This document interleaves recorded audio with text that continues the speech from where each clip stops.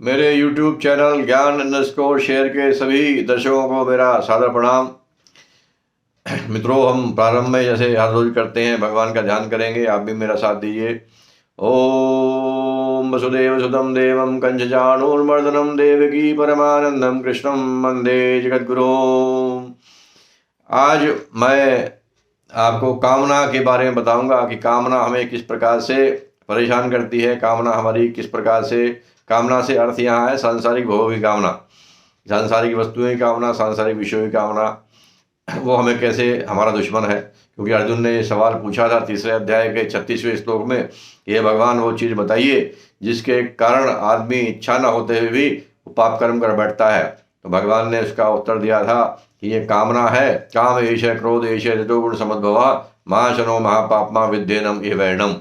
कि ये जो कामना है यही महाशना है, ये इसकी कभी पूर्ति नहीं होती और ये महापापी है और इसको तुम अपना बैरी समझो।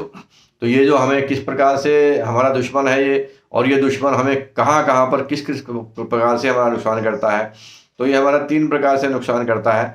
हमारा जो अंतःकरण है, सबसे पहले ये हमें जब हमारी कामना अत्यधिक बढ़ जाती है तो हम पाप, उस कामना की पूर्ति के लिए पाप कर्म में प्रवृत्त हो जाते हैं, और उस पाप कर्म के करने से हमारे अंतःकरण में चित्तमल पैदा हो जाता है।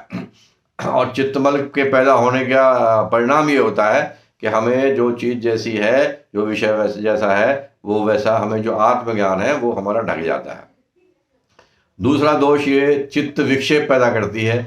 चित्त विक्षेप का अर्थ होता है स्कैटर्ड माइंड, कि हमारा जब ये भिन्न भिन्न प्रकार की कामनाएं पैदा होती हैं, क्योंकि कामना एक जगह आप पूरी करोगे तो पहली बात तो पूरी करने के बाद वही बढ़ेगी, प्लस उसके अलावा भिन्न भिन्न कामनाएं भी हमारे मन में पैदा होंगी। और वो भिन्न भिन्न जब कामनाएं पैदा होती हैं तो हम अपने माइंड को किसी भी एक चीज़ पर फोकस नहीं रख पाते हैं, एकाग्र नहीं रख पाते। और जब तक माइंड एकाग्र नहीं होता तब तक हमारा जो ज्ञान है वो उस माइंड को मिलता नहीं है, बुद्धि जो है वो निश्चय नहीं कर पाती है। तो दूसरा ये प्रॉब्लम पैदा करती है कि स्कैटर्ड माइंड हमारा पैदा कर देती है।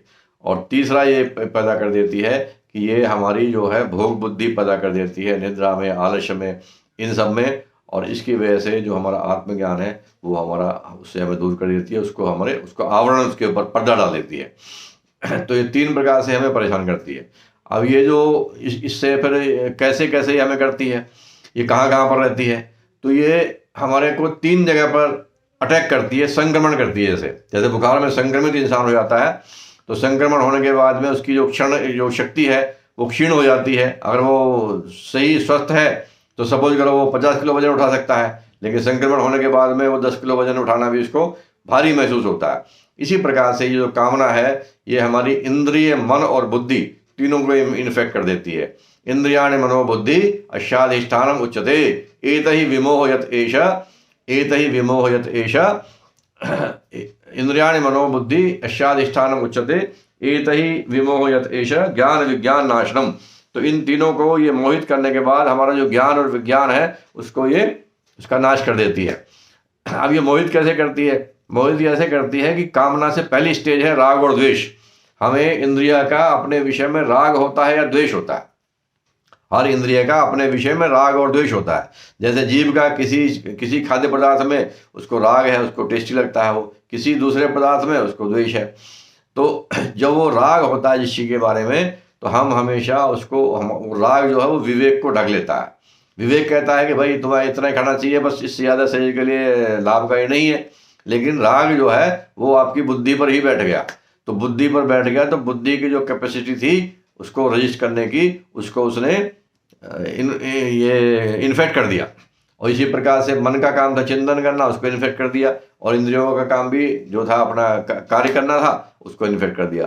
तो तीनों जगह पर ये जो राग जो है, राग और द्वेष बैठ जाते हैं, या कामना बैठ जाती है, क्योंकि उसकी सेकंड स्टेज कामना ही है। और उस वजह से हमारी जो क्षमता है वो क्षमता, we are not able to do our best. जो बेस्ट हमारी कैपेबिलिटी है उस कैपेबिलिटी के अनुसार हम नहीं कर पाते, लेकिन हमें उसका पता भी नहीं चलता, क्योंकि वो चोरों की तरह से वो अंदर बैठी हुई है। हम समझते हैं कि जो हम निर्णय ले रहे हैं वो एकदम सही है, लेकिन वो निर्णय सही नहीं होता। कोई भी विवेकवान व्यक्ति उसको बता सकता है। और इसीलिए कई बार जब हम ऐसा कोई पाप कर्म या गलत काम करते हैं तो बाद में हमें खुद भी एहसास होता है कि हमने ये ऐसा काम क्यों कर दिया, क्योंकि उस समय हम राग द्वेष से युक्त हो चुके होते हैं। तो इसलिए इन दोनों से हमें बहुत ही सावधान रहना चाहिए, कामना से बहुत सावधान रहना चाहिए। और कामना कैसे सावधान रहने का तरीका क्या है कि हम जो पहली स्टेज है उसकी राग और द्वेष, विषयों के प्रति हम राग और द्वेष न पालें, उसी से हम बचें। हम केवल कर्तव्य भावना से कार्य करें, विवेक बुद्धि का इस्तेमाल करें कि क्या हमारे कल्याण के लिए क्या चीज़ उचित है, क्या चीज़ अनुचित है। जो उचित है वो चाहे हमें अच्छी लगे चाहे वो नहीं लगे, हम उसे अवश्य करें, और जो हमारे लिए हमारे कल्याणकारी हमारे लिए नहीं है उसको हम ना करें। चाहे वो हमें हमारी जेब को अच्छा लगे, हमारे मन को अच्छा लगे, हमारे इंद्रियों को अच्छा लगे, यदि हमें उसमें कल्याण नहीं दिखाई देता है तो हमें उसको नहीं करना चाहिए। आज के लिए मित्रों इतना ही। भज गोविंदम। जय श्री राम।